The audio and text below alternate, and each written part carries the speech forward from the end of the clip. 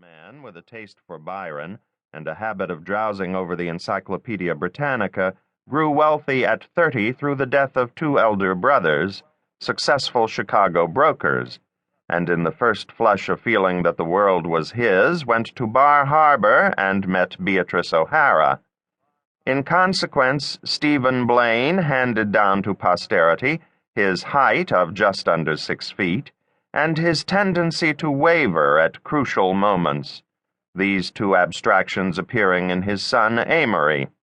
For many years he hovered in the background of his family's life, an unassertive figure with a face half obliterated by lifeless, silky hair, continually occupied in taking care of his wife, continually harassed by the idea that he didn't and couldn't understand her. But Beatrice Blaine, there was a woman. Early pictures taken on her father's estate at Lake Geneva, Wisconsin, or in Rome at the Sacred Heart Convent, an educational extravagance that in her youth was only for the daughters of the exceptionally wealthy, showed the exquisite delicacy of her features, the consummate art and simplicity of her clothes. A brilliant education she had. Her youth passed in Renaissance glory, she was versed in the latest gossip of the older Roman families.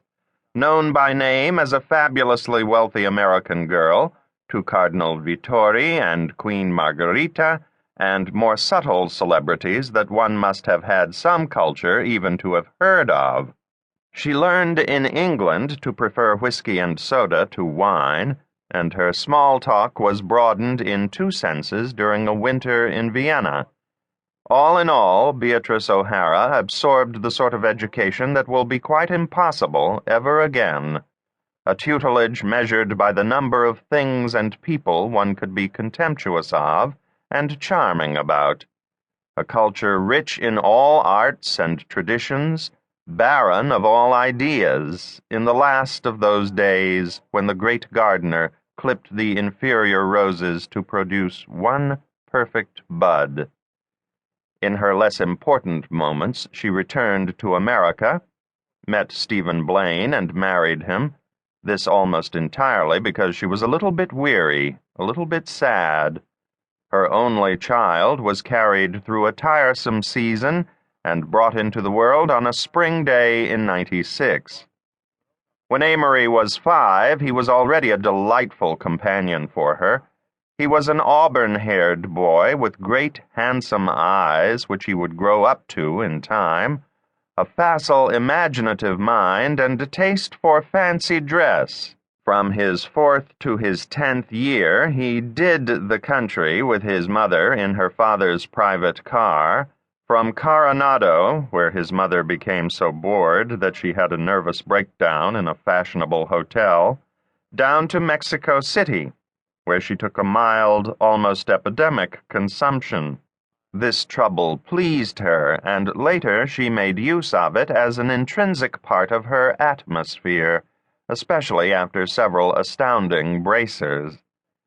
So, while more or less fortunate little rich boys were defying governesses on the beach at Newport, or being spanked, or tutored, or read to from Do and Dare, or Frank on the lower Mississippi, Amory was biting acquiescent bellboys in the Waldorf, outgrowing a natural repugnance to chamber music and symphonies, and deriving a highly specialized education from his mother.